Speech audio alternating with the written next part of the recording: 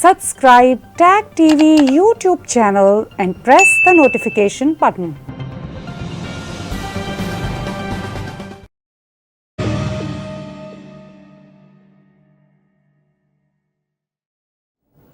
क्या भारत में बजट की खबरों के नीचे फार्मर्स का शोर कुछ दिनों के लिए दबेगा? अगर दबेगा तो कब तक? इसके साथ साथ बातचीत होगी बर्मा या म्यांमार में एक और फौजी बगावत, आंग सान सू की हुकूमत को फिर पलटा दिया गया।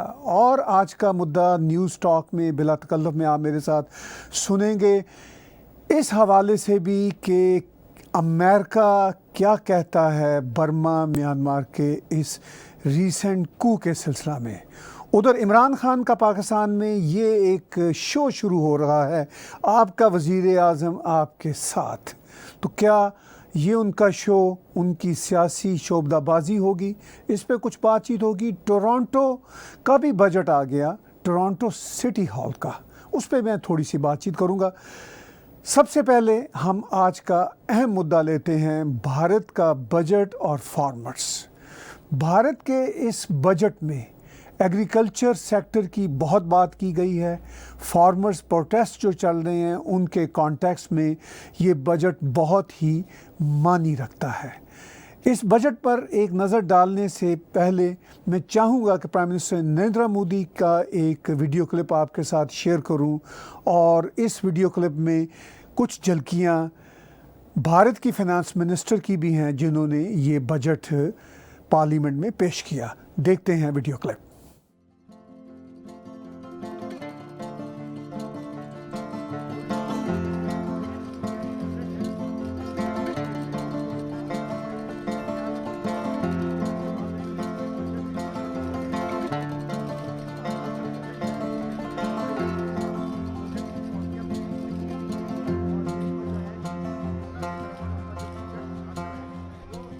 देश में एग्रीकल्चर सेक्टर को मजबूती देने के लिए, किसानों की आय बढ़ाने के लिए इस बजट में बहुत जोर दिया गया है, कई प्रावधान किए गए हैं।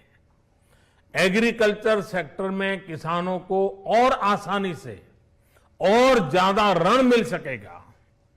देश की मंडियों को यानी एपीएमसी को और मजबूत करने के लिए, सशक्त करने के लिए एग्रीकल्चर इंफ्रास्ट्रक्चर फंड से मदद का प्रावधान किया गया है। ये सब निर्णय ये दिखाते हैं कि इस बजट के दिल में गांव है, हमारे किसान है। एमएसएमई सेक्टर को गति देने के लिए, रोजगार के अवसर बढ़ाने के लिए इस बार एमएसएमई सेक्टर का बजट भी पिछले साल की तुलना में 2 गुना से ज्यादा कर दिया गया है। साथियों, ये बजट आत्मनिर्भरता के उस रास्ते को लेकर आगे बढ़ा है जिसमें देश के हर नागरिक की प्रगति शामिल है।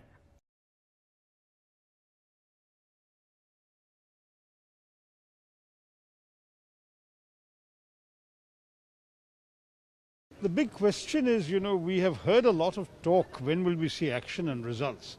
If you look at previous budget years and previous budget speeches, there has been a complete failure to fulfill what has been announced.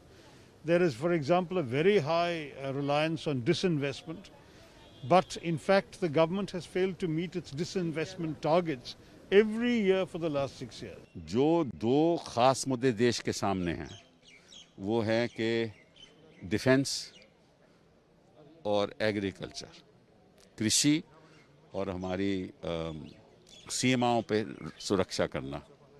Defence budget की कोई बढ़ोतरी नहीं हुई और एग्रीकल्चर में इन्होंने कोई स्कीम नहीं दी। हालांकि आंकड़े दिए हैं और आंकड़ों के आधार पे ये कहते हैं कि किसान खुश है, लेकिन किसान तो आंदोलन पे बैठा हुआ है। तो आंकड़ों से कोई आंदोलन तो नहीं खत्म होगा। भारत के 135 करोड़ जनता की अपेक्षाओं और आकांक्षाओं को ध्यान में रख करके एक विकासोन्मुख और व्यावहारिक बजट प्रस्तुत करने के लिए मैं आदरणीय प्रधानमंत्री जी का और माननीय वित्त मंत्री जी का हृदय से अभिनंदन करता हूं। जैसा कि आप इस बजट की खबरों के कॉन्टेक्स्ट में देख रहे हैं कि एग्रीकल्चर सेक्टर पर बहुत जोर दिया गया है और जाहिर है इसकी बात जुड़ी हुई है इस वक्त फार्मर्स प्रोटेस्ट के हवाले से। फार्मर्स प्रोटेस्ट 2 महीने से ज़्यादा हो गए हैं, चल रहे हैं सिंघू बॉर्डर पर, और बहुत सारे कंसर्न भी हैं, उनके बहुत सारे मुतालबे सुनने के लायक भी हैं, मगर वो जिस तरह स्ट्रेच कर गया है फार्मर प्रोटेस्ट और जिस तरह इंसरेक्शन और टेररिस्ट एक्टिविटीज़ हुई हैं भारत के कॉन्स्टिट्यूशन डे पर, रिपब्लिक डे पर, वो एक बहुत ही बड़ा कंसर्न है। उस समय ख्याल था कि जितना बड़ा ये कदम उठाया गया टेररिस्टों की तरफ से उसके बाद क्रैक डाउन होगा, लेकिन भारत की सरकार की प्रेफरेंस थोड़ी सी मुख्तलिफ रही। उन्होंने डेमोक्रेटिक प्रोसेस पर तरजीह दी, यूँ लगता है, या अंदर की पॉलिटिक्स क्या है उसके बारे में भी मैं कुछ कमेंट्री पहले कर चुका हूँ। आप भी समझते हैं कि ये एक मुश्किल खेल है, लेकिन इस बजट में फार्मर्स के इश्यूज़ के हवाले से और एग्रीकल्चर सेक्टर के हवाले से बहुत ज़्यादा फोकस किया गया। तो मिस्टर राकेश टिकैत जी इस पर क्या कहते हैं वो मैं तो अभी आपको दिखाता हूँ आधे मिनट में, मगर दिखाने से पहले भी मैं तबसरा करूँगा कि बात यह है कि इस वक्त जो प्रोटेस्ट अभी भी जारी हैं, क्या इस बजट के बाद जो इस तरह की फ़ज़ा बन सकेगी कि ये प्रोटेस्ट माइल्ड हो सकें और किसान अपने घरों को जा सकें? पहले देखते हैं मिस्टर राकेश टिकैत जी क्या कहते हैं, फिर मैं कुछ थोड़ी सी कमेंट्री करूंगा इस वीडियो क्लिप के बाद।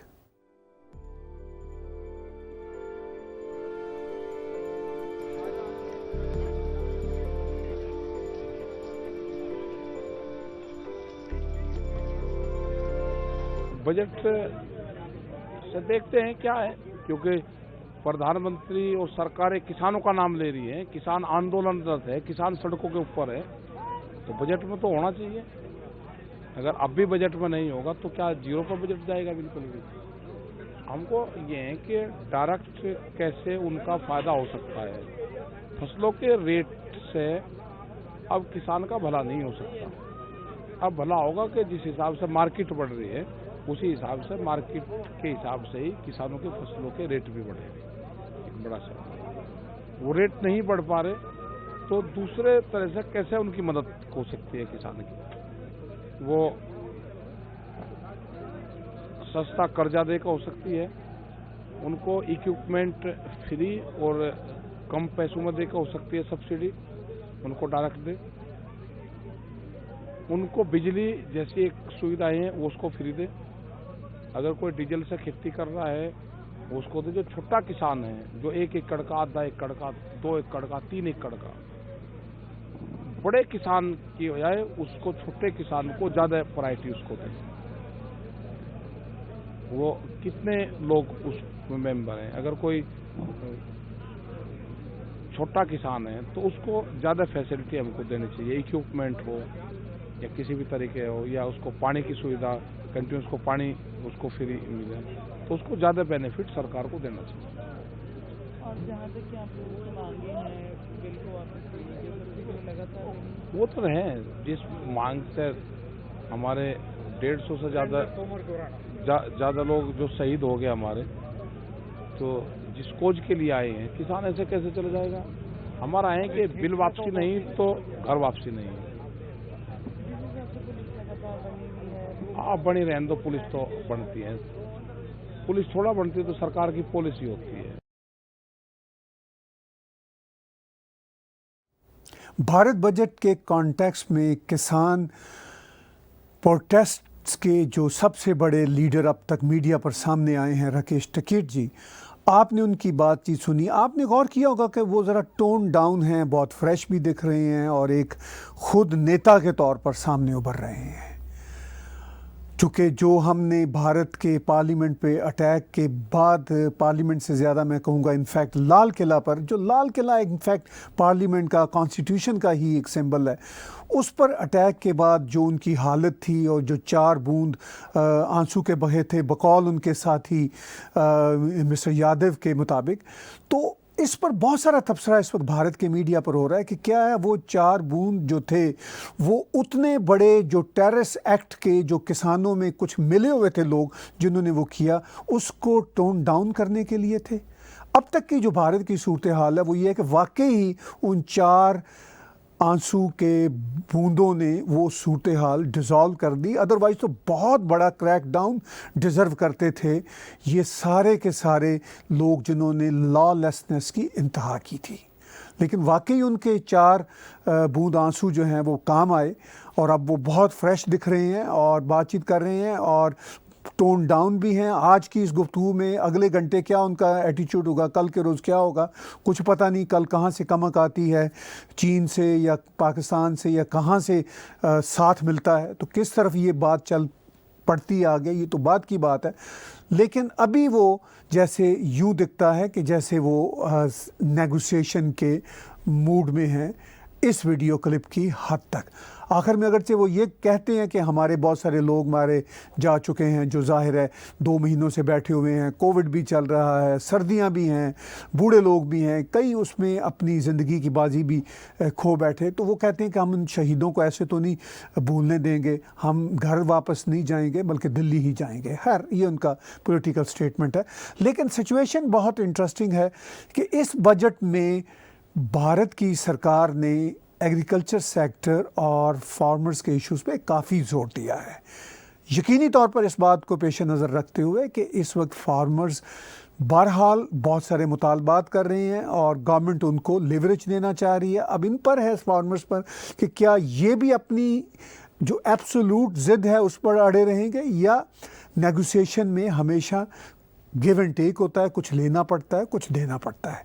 इस बुनियाद पर बातचीत आगे चलेगी या नहीं चलेगी, जैसे जैसे ये स्टोरी आने वाले दिनों में डेवलप होती रहेगी मैं भी आपके साथ उसको इसी तरह पेश करता रहूँगा और अपनी कमेंट्री भी आपके साथ शेयर करता रहूँगा।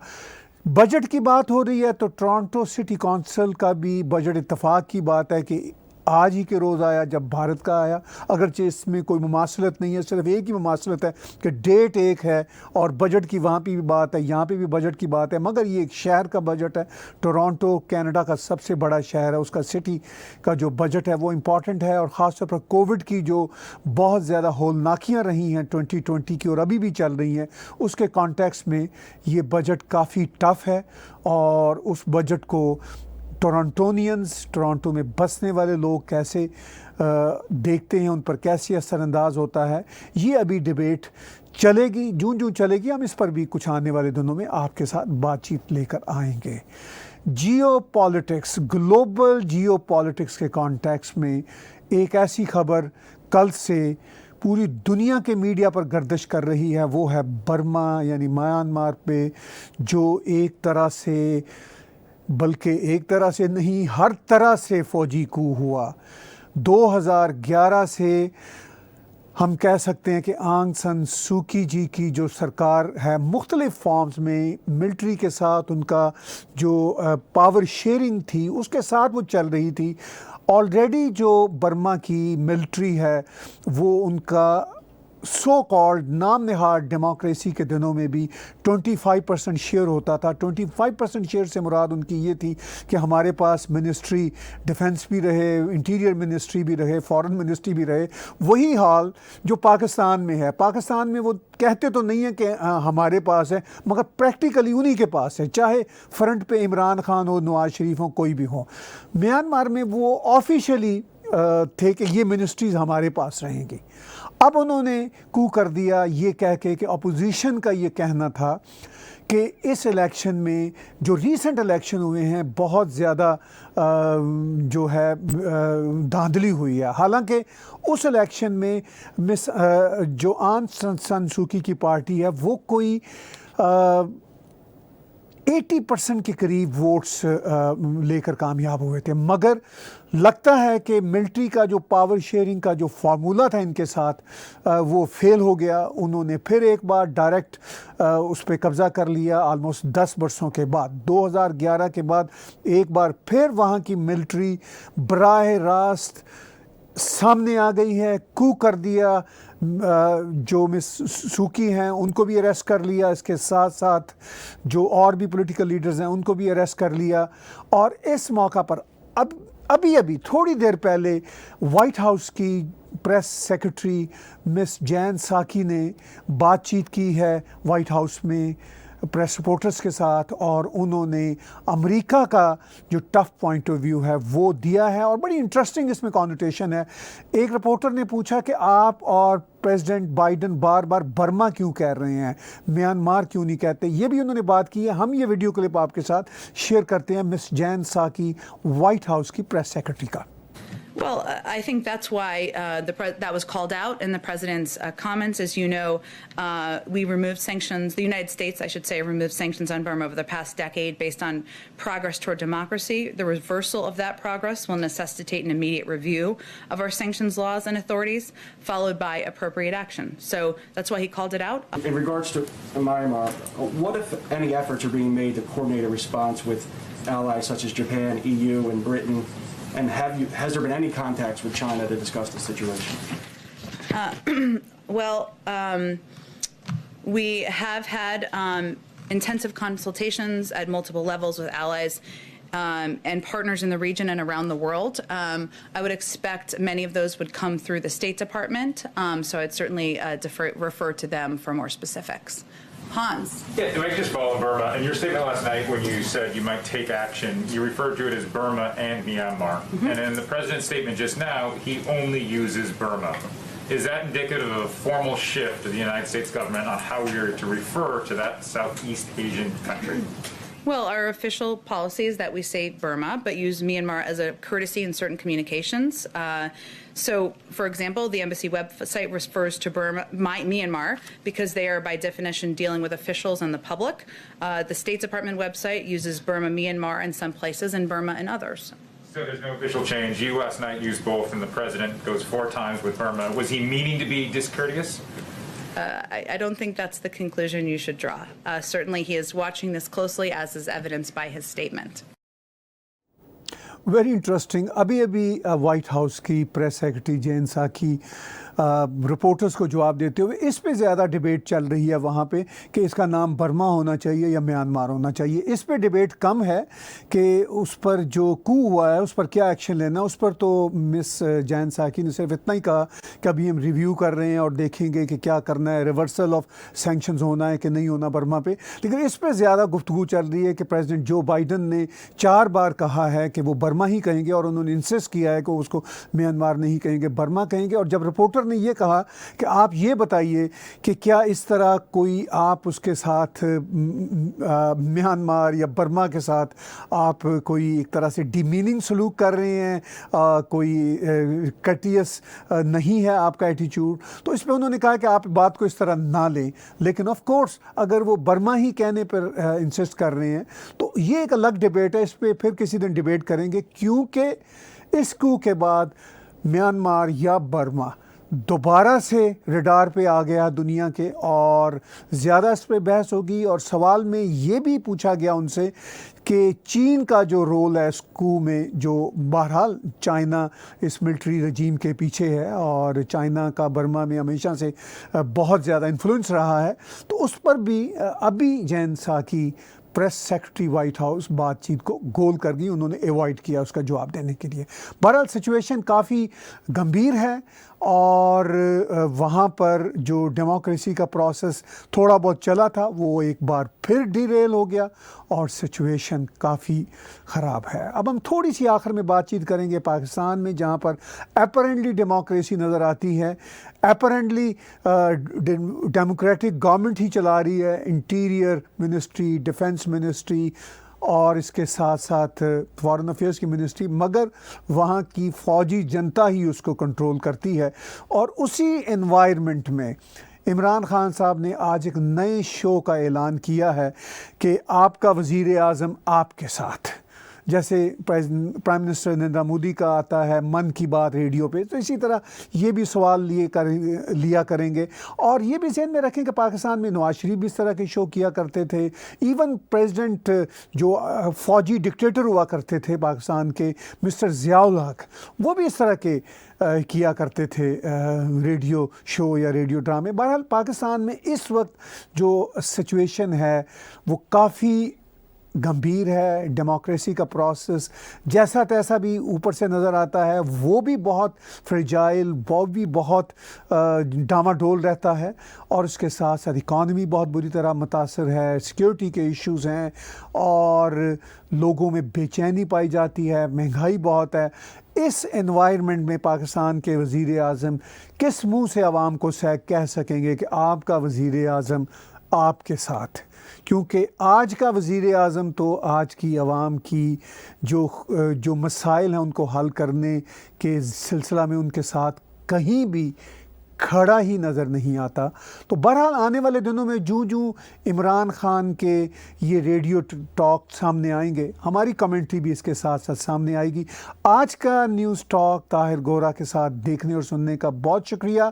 आप जानते हैं कि आप हमारी वेबसाइट पर जाकर डोनेट के बटन को दबाने के बाद पेपॉल और क्रेडिट कार्ड के ज़रिए 24/7 हमें डोनेट कर सकते हैं। और आपको ये भी मालूम है कि हमारे इसी यूट्यूब के चैनल पर डोनेट का बटन लगा हुआ है। अगर आप उसको क्लिक करेंगे तो वो भी आपको डोनेशन के पेज पर ले जाएगा। हम आपकी डोनेशन को ऑलवेज़ अप्रिशिएट करते हैं।